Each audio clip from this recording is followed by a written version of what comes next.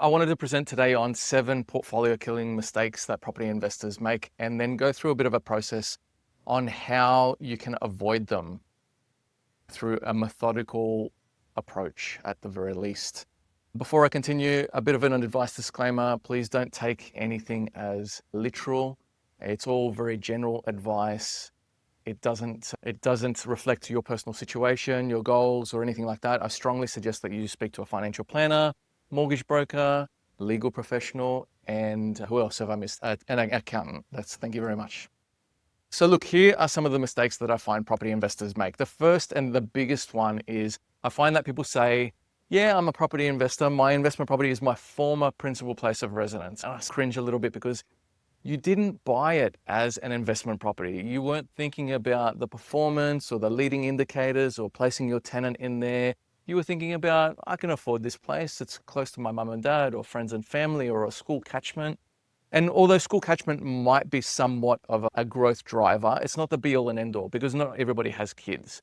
And so I find that this is one of the biggest issues that people make when it comes to investing in properties. They retain their principal place of residence too long, or they treat it like an investment property. And I'm not saying that as soon as you move out of it, you need to sell it, but you at least need to consider timing your exit. You might think about doing it up. You might think about timing a listing for the spring, or if it's on the coast in a coastal area in the summer where it's getting a lot of eyes. Just think about timing your exit a little bit better, and then using that as a springboard to get you into another investment property or another investment vehicle. It doesn't even need to be property. The next mistake I find people make is they just purchase property without having a goal or strategy. Even today, I've found that people have thrown a lot of buzzwords around capital growth and wealth accumulation and generational legacy and passive income.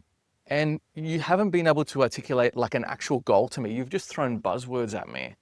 I was having a word with, the lady that you're working with at the moment, Mel. I was having a word with Mel. She articulated her goal beautifully. She said, I don't want to work forever. In 10 to 15 years time, I want to scale back my employment. I want to develop a passive income so I don't have to work too much, and I want to be able to retire before retirement.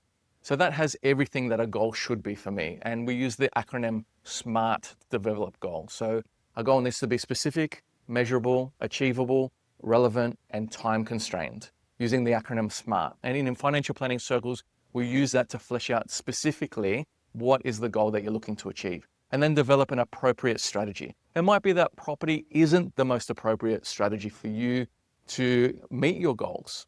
And so that being said, please go and invest appropriately. The next mistake that I find people make is they take advice from inexperienced and uneducated people. Now, I find that people will, especially nowadays, the younger generation will go to the bank of mum and dad, and they'll borrow money from mum and dad, and they'll take advice from them as well, or they'll take advice from friends and family. Now, your mum and dad may have bought a property once upon a time in 1975. They paid 2 shillings and a button for it, and nowadays it's worth $5 million. And your friends may suffer from confirmation bias or success bias, where they have done well and you've gone on to follow exactly what they've done 2 or 3 years ago. And it might not be specific to your personal situation. And that's one of the biggest issues that I find people make is they rely on the word of inexperienced and uneducated people to form their investment property strategy, which is another big issue. The next one is they purchase without assessing the cash flow. So look, you can very easily go to your bank or a mortgage broker and you can get pre-approval and then you can buy a property, but you haven't understood the impact of that property upon your cash flow and your financial situation. And so unfortunately, I've seen in the forums, in Facebook forums and property forums, people that have had to sell their home 2 or 3 years down the track because they can't stomach the burden any longer financially. They literally can't afford to hold on to the property any longer. And as a result, they've then needed to sell the property, sometimes at a loss, because they've had to pay capital gains tax, they've had to pay legal fees, they've had to pay sales costs. And it's simply because they can't afford to pay those ongoing costs any longer.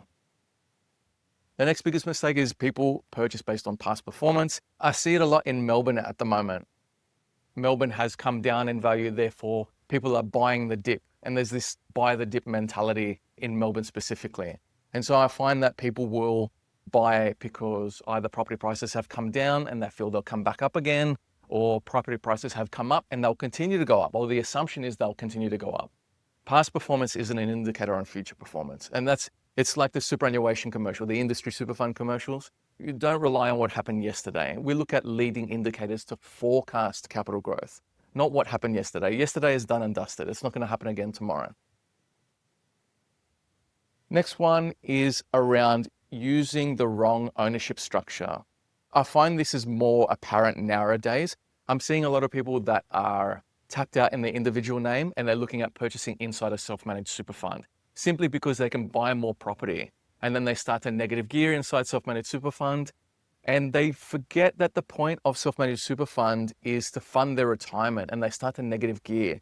So they're literally making a loss of every dollar they make a loss. They're only able to recoup 15 cents on that dollar. So you're losing 85 cents on the dollar, and you have to then ensure that the property is going up in value, and you have to fund contributions into your self-managed super fund to fund the deficit. And they're actually making themselves worse off as well. So that's one of them as well. Another one is purchasing inside a trust, because there's a myth that there's unlimited borrowing capacity inside a trust. Some people buying companies are somewhat appropriate for when you're flipping property, but it's really dependent on what your goal is. And I strongly suggest that you speak to your accountant around what the most appropriate entity is. And then the last one is based on prejudice or bias, purchasing based on prejudice or bias. I find a lot of investors will purchase with certain biases, especially around, the biggest one is buying blue chip areas, buying in blue chip suburbs, or even buying in capital cities, because the assumption is that the population will grow in those areas and they'll do well because they've done well in the past. This couldn't be further from the truth. Again, it's based on past performance. It will continue with future performance. What's the other bias as well? Capital city versus regional city is probably the biggest one, or houses over units. Not to say that units do well, but units have their place inside certain investment strategies. And that being said, I wouldn't go into it with the prejudice that I'm going to buy a house. Houses always do well, or I'm going to buy in a capital city because capital cities always grow. It's using somewhat of a prejudice or bias over certain areas that I would do away with.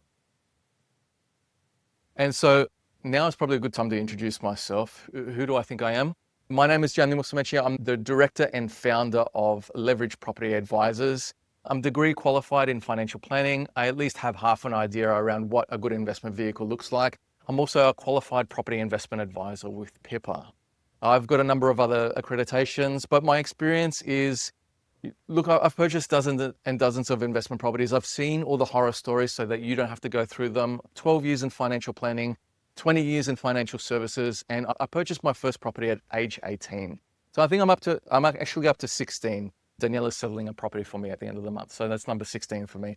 I've got a portfolio of 6 inside a trust and 1 inside a self-managed super fund. And then in terms of exposure, I've bought right across the country there as well. So you at least know I've got the education, exposure, and experience to be able to guide you throughout the investment property purchase process. This is the 16 steps that I navigate through when we purchase investment property that is fit for purpose. I'm going to go through the first 6 with you today. And then the remaining, I'm going to talk about how we're going to learn those a little bit later on as well.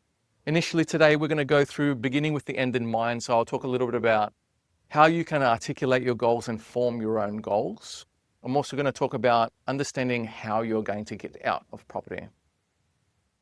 We'll go through how you're going to get there. So what investment strategy you're going to take to reach your goals, choosing the right ownership structure, how you're going to fund the purchase, and then lastly, where are you going to buy? Okay, because it's largely dependent on these first 5 steps that we go through there. So let's begin at the start. What does success look like to you? So ideally, we need to be able to articulate their goals. And again, we want to use the SMART acronym. We want to ensure that our goals are specific, measurable, achievable, relevant, and time constrained.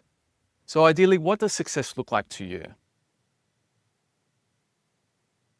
Do we want to cash out at a certain amount? Do we want to pay for our kids' school fees? Do we want to retire early? we need to articulate our goals, and that'll give us the understanding of if property is even appropriate for us, let alone if we're on the right path. What is in your investment timeline? Look, I say investing in property is a long-term asset. I wouldn't recommend investing in property for any less than a 5-year time frame. Number 3, is property the right fit for you? I've talked people out of buying property. Okay? I don't think it's for everybody. Okay? So look, there's plenty of investment vehicles out there. The reason why they call it an investment vehicle is because it's designed to get you from point A to point B. I wouldn't take a boat to the Blue Mountains. I wouldn't drive to LA, okay? We need to ensure that we have the right investment vehicle to get us from where we are to where we're going and then out again. How are you going to get out once you've reached your goals? So there's 3 high-level exit strategies from exiting from property. Sales costs and capital gains tax are associated with selling a property.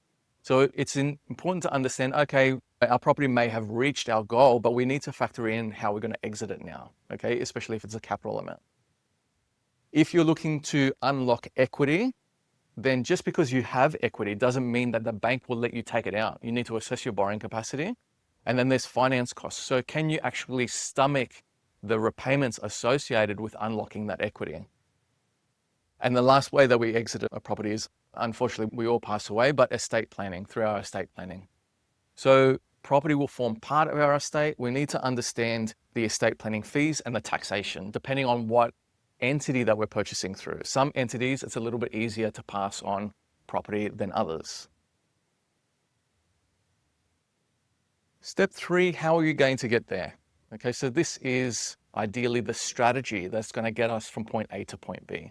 Now, I've highlighted 3 strategy categories, being capital growth, income, and a blended option.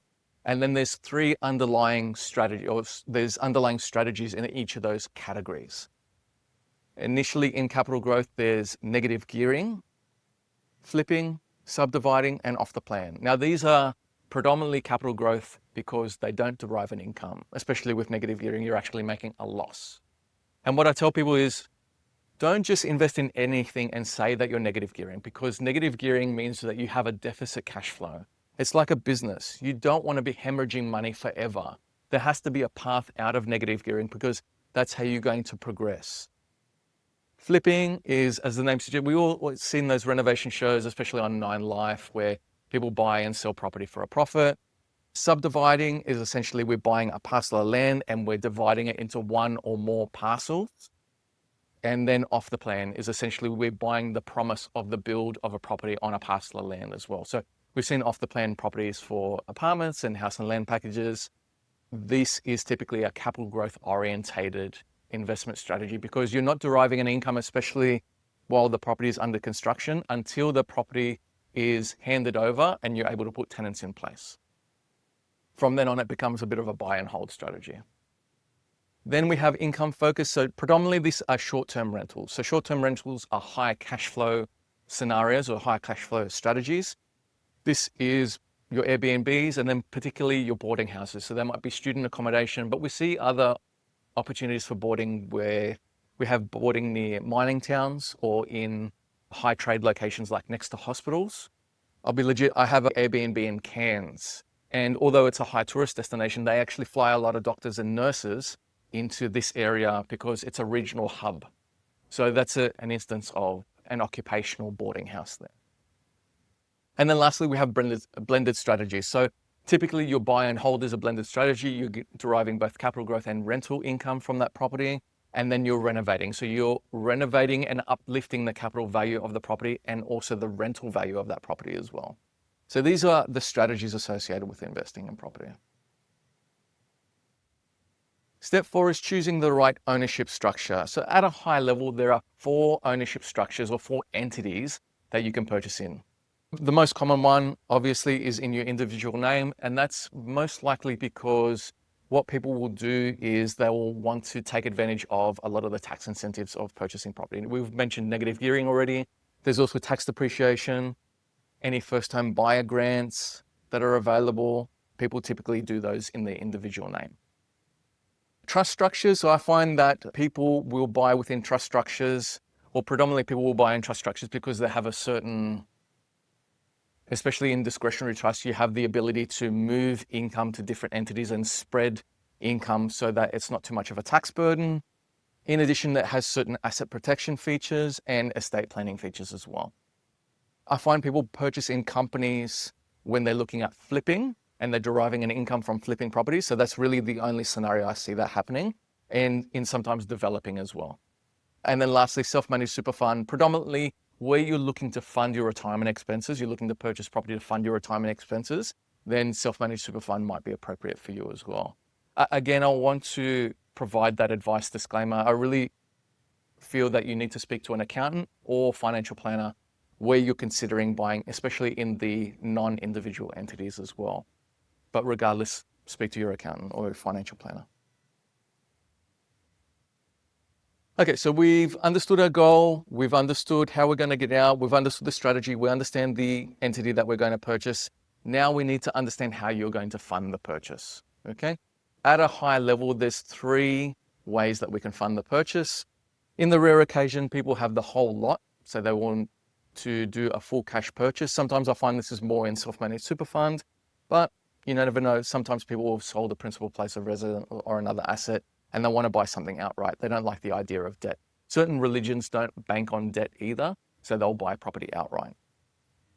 Next is deposit and borrowing, where people will save up a deposit and they'll use the remainder as borrowing to purchase an investment property. And so that being said, you need to be considerate of what upfront costs you need to pay for, what sort of deposit you need for lending purposes, and what you can actually afford in terms of serviceability there. And then lastly, we've got equity purchases. I've done many times where I've purchased 100% of the property plus upfront costs based on equity, based on the amount that I actually own in another property and use that as security to purchase another investment property. So these are the 3 high-level ways that people can purchase investment property. And this is something that you should discuss with your financial planner to assess your cash flow. It's also something that you should discuss with your mortgage broker as well to find out what financing options are appropriate for you and your strategy as well. And then step 6. So step 6, where are you going to buy? So we talked about one of the mistakes being buying based on past performance or buying based on prejudice. What we need to do is we need to ensure that we're purchasing based on leading indicators. So we understand what the goal is. We want to forecast where the capital growth and rental growth is going to be. So we look at leading indicators that give us a picture of the supply and demand of property in a given area. Ideally, we want to be purchasing in an area that has declining supply and increasing demand. So we look at leading indicators like the amount of time on the market, average vendor discount rate, the proportion of renters, the rental vacancy rate, the rental yield, the percentage of stock on the market, the number of dwelling approvals, and population forecast. And even then, we want to start looking at the demographics of that area. Even when we've filtered down the 15,000 odd suburbs that there are across Australia down to a handful, we want to ensure that we're purchasing a property that is fit for purpose. So we look at the household income. We look at the number of occupants on average in a household or the household size, the number of cars per household, the employment rate, and the number of industries in that area, the number of economic industries. And the reason why we do that is we want to ensure that we're buying a property that meets the demographic of the target market. So I use the example often, I wouldn't buy a 3 or 4 bedroom house in the CBD, and I wouldn't buy a studio or 1-bedder in the suburbs because there's a mismatch of demographics. In addition, we want to buy a property that is people can actually afford. So I tell people often, we're not in the investment property business. We're in the short and long-term accommodation business. And we want to ensure that we buy a property that our customers can afford to rent. And that's one of the reasons why we look at household income as an example. As a measure, we look at an area, and when we look at that area, we assess the affordability of that area. So we look at the household income in respect to the level of average mortgage repayments that people have. And as a benchmark, if that measure is less than 30%, then that area is deemed affordable or undervalued. It literally means that people can afford to spend more on property in that area. As an example, Sydney has an affordability ratio of roughly 65%. That means that the average household here in Sydney contributes 65% of their household income towards their mortgage, which is it's the most unaffordable area in the country. And even one of the most unaffordable areas in the world as well. I think it's number 5 or 6 or something. So that being said, people can literally not afford to spend any more on property, especially with interest rates as they were previously. They're starting to come down now. In addition, we don't want to buy a McMansion out in the suburbs where nobody can afford. And we don't want to buy a studio that nobody's going to want to rent. We need to find something within that distribution curve that meets the majority of the demographic in that particular area. So that's why we look at demographics as well, to ensure that we're buying a property type that is fit for purpose. So that's the first 6 steps really in the process. The next steps really are associated with searching and sourcing, understanding the true value of property, negotiating, conducting pre-contract or pre-exchange due diligence to ensure that we qualify the property, and we make sure we're not buying in a flood zone, we're not buying in a bushfire prone area, that the next tidal wave that comes in isn't going to swallow our house, or that they're not going to change the zoning. We want to have our legal representative review the contract and even have you identify some of the characteristics of a contract as well, so that you understand the language that your conveyancer is speaking. We want you to be able to assess the cash flow before you commit to the property, so that you're not forced to sell that property in 2 years' time, 3 years' time. Understand how to negotiate as well. One of the biggest mistakes I find people make as well, just to throw you a bonus one, is people just throw more money at the property or more money at the vendor, thinking they're going to get it over the line. I've been able to negotiate many deals just by tweaking the conditions of the deal.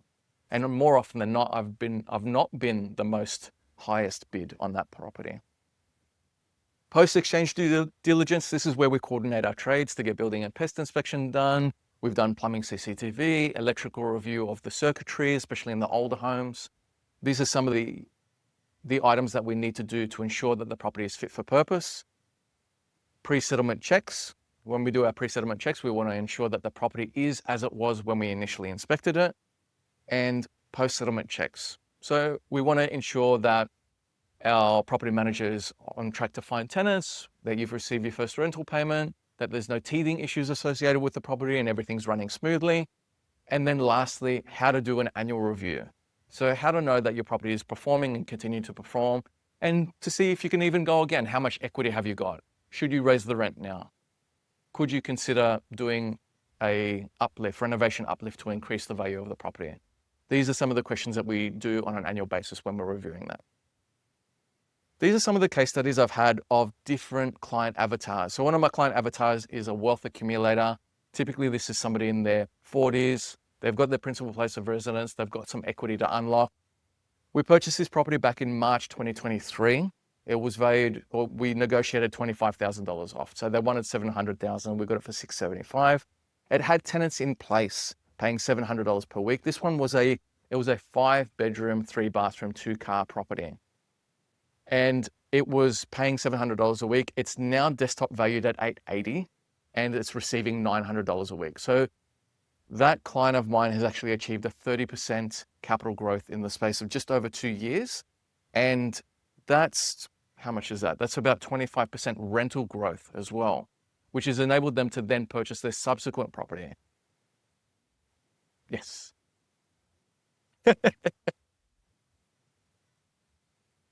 This is a property that I purchased for a pre-retiree. So it's an older couple in their 50s looking at deriving a retirement income. The property that we purchased was a 3-bed, 2-bath, 2-car. It was purchased at $465,000. This is an off-market purchase. Tenants in place from day one, paying $550 per week. It's currently desktop valued at $570, and they're receiving $630 per week. Okay, so that's a capital growth in the space of just over a year now of 22%. And then there's rental growth of around about 20% on that as well now. And then this is for a rentvestor. So your rentvestors, typically they're at a lower price point. They don't have too much of a deposit, and we're purchasing at the lower end of the scale. In addition, some people actually want to buy a strata title property because they like the feeling of not having to maintain the property. And there's an extra portion of due diligence that you need to look through the strata. You need to look through the bylaws. You need to understand the cash flow of the strata title as well. ensure that there's appropriate insurances in place and no special levies coming up or no major defects. And so this one we purchased $370,000 just over a year ago. The tenant was in place paying $410 per week, and it's desktop valued at $430. So that's a capital growth of just over 25%, just over 27% there, sorry. And the tenant is paying $450 a week. So rental growth of just under 10% on that one. Look, I fully understand that you might want to learn the process of purchasing investment property.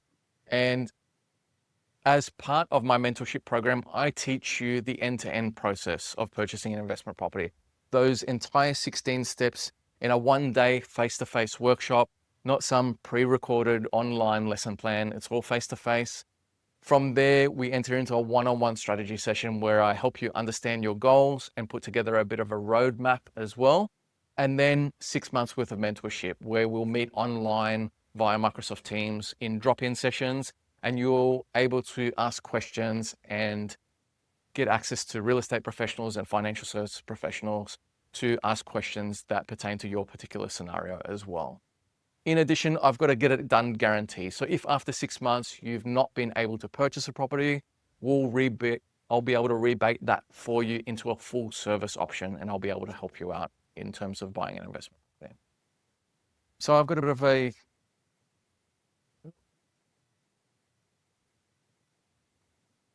of a video there for you.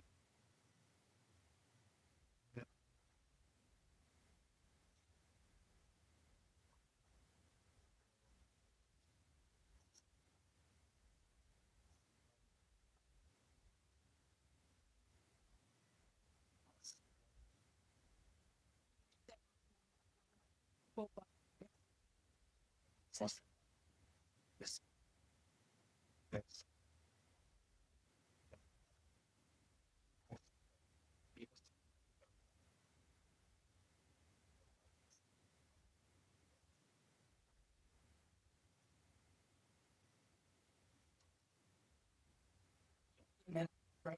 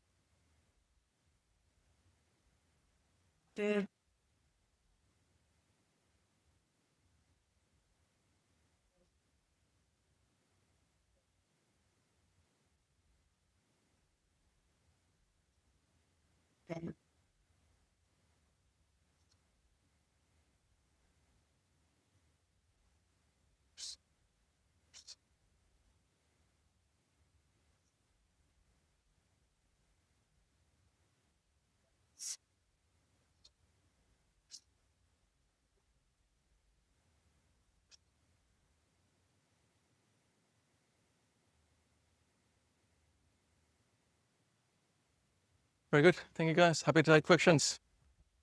Yeah. So after the process is finished with the client, Yeah.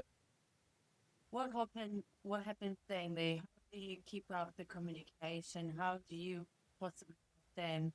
Because obviously you offer these. Yep. Which is in a way to send people individually going to with purchase this property. How do you keep in contact? How do you manage that property? How do you keep in knowing that property? Yeah, so in the full service model, I make myself available. Any questions or issues with a property manager. Normally, once the property settles, I do a 1 month courtesy call, and that's when we go through any teething issues. So I want to understand, is your property manager treating you well? Do you have tenants in place? Have you received your first rental income? Do you have any teething issues associated with the property? And it's a bit of a hypercare period because if we don't have tenants in place already, we need to ensure that your property is producing income. And then from there, I make myself available. Just say, happy to take questions, happy for you to call. I will get in touch on an annual basis because I want to ensure that the property is growing in value and that you're receiving up-to-date rent, and to also see if there's anything I can do to help solve that issue. And also to see if you're happy to go again, pull equity out and then purchase another investment property. So ideally with the full service model, it's really about ensuring that I make myself available for you. With the mentorship model, it's really about teaching yourself how to fend for yourself. I'll put the timer on as well if you want.